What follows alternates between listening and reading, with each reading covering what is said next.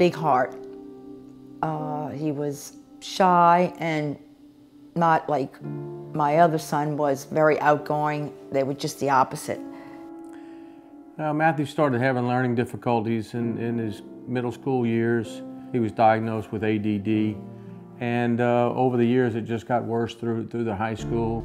His saying was that it was always, it's harder to walk down this hall in school to act like you don't care about anything, when on your insides you're like screaming, worried to death.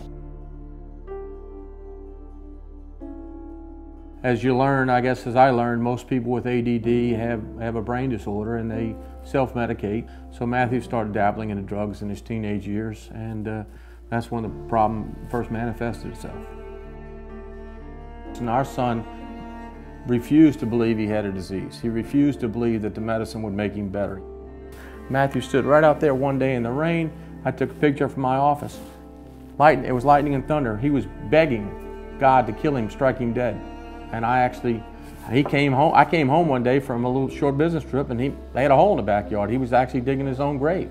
Showed me his grave, said this is where he wanted to be buried. I sent a note, sent a picture to the doctors. Again, not asking for one-way, two-way communication. I just want to let them know what's the state of mind of my son that you don't see. After his passings, we've got the medical records. It says twice that Matthew remained at a very high risk for suicide or other bad outcome, but yet no one called us. The privacy laws are basically a shield, in my opinion, that were organized. They say it's for the protection of the patients, but I think it's for the protection of the doctors and hospitals.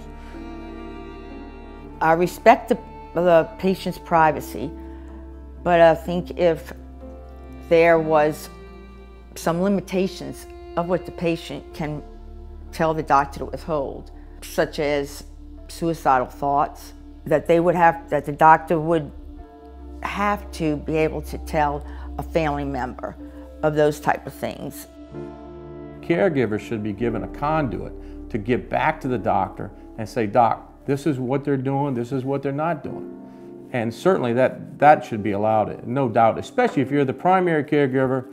In this case, my son was living at home. We were supporting him. He was under our medical health insurance coverage. We were paying all the bills. We loved him, we cared for him, but yet the doctors wouldn't talk to us about his care. It's a horrible feeling. You feel helpless and you don't know which way to turn, and you're worried that they're going to let him out for him to hurt himself, but at the same time you're worried for him to be in there too.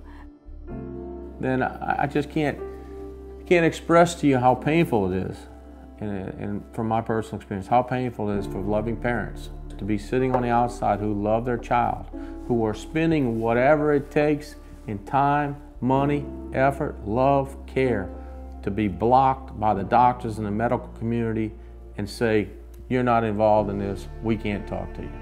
That is enraging beyond anything else I've ever dealt with in my life. The fact that you're trying to save someone's life and you're bringing them affidavits, you're bringing them pictures, and there's still a wall that they won't talk to.